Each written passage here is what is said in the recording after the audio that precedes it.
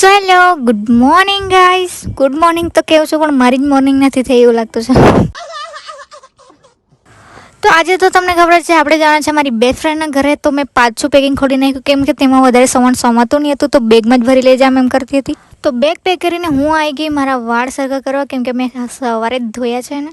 એમ તો એને ધોવાની જરૂર નહીં હતી, કેમ કે કાલે મેં સલૂનમાં જવાની છે. થોડા તમારે કપાવવા જ પડશે, કેમ કે નીચે બધા વાળ ફાટી ગયા છે. આજે સલૂન બંધ હતું ને, તો આજે જ કપાઈ આવતે, બાકી આપણે કાલે તો જશું જ. તો બાલ બનીને મેં તો આરામથી સૂઈ ગયેલી હતી. પછી મારી ફ્રેન્ડને મેં પાયુને તો મૂકવા લઈ જવાની હતી, તેનો ફોન આવ્યો કે રેડી થઈ જજે.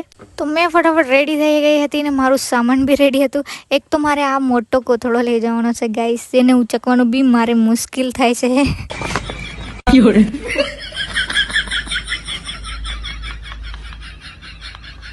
તો આ ઠેલો લઈને આપણે જવાનું છે, કેમ કે આટલો મોટો ટ્રોલી બેગ મારા પર બી નથી. તો પછી મારી ફ્રેન્ડ આવી એટલે અમે બધું સામાન લઈને નીકળી ગયા પાયુના ઘરે જવા માટે. મારે નોવેલ્ટી એવુંમાંથી સામાન લેવાનું હતું, પણ આજે તો બધી દુકાન બંધ છે. તો ફ્રેન્ડ સાથે વાત કરતાં અમે પહોંચી ગયા પાયુના ઘરે. ત્યાં પહોંચીને પહેલાં તો અમે પીધું ઠંડુ, કેમ કે ગરમી જ એટલી છે.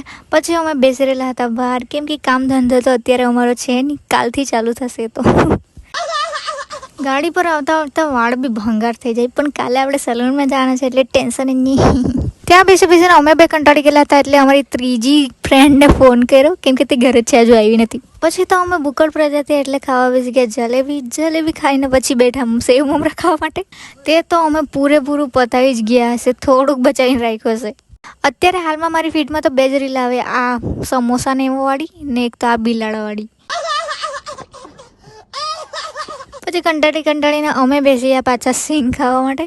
તે ખાઈને પછી એમ જ બેસી રહેલા હતા. ત્યાં ન્યૂઝપેપર દેખાઈ ગયું, તે થોડું ઘણું વાંચી લીધું. એમ વાંચવાનું કાંઈ સમજ તો પડે નહીં, એટલે આવડતું છે. મેં પાસ છું, 12મું પાસ છું.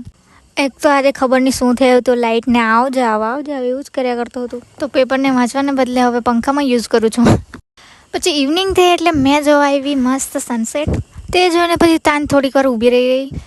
પછી અત્યારે જમવાનોની તૈયારી કરવાના હતા, એટલે મેં આવી ગઈ ફટાફટ અંદર આવીને પહેલાં તો અમે નાસ્તો કરી લીધો, કેમ કે નાસ્તો બહુ જરૂરી છે ગાઈસ. આખો દિવસ અમે એ જ કર્યું છે.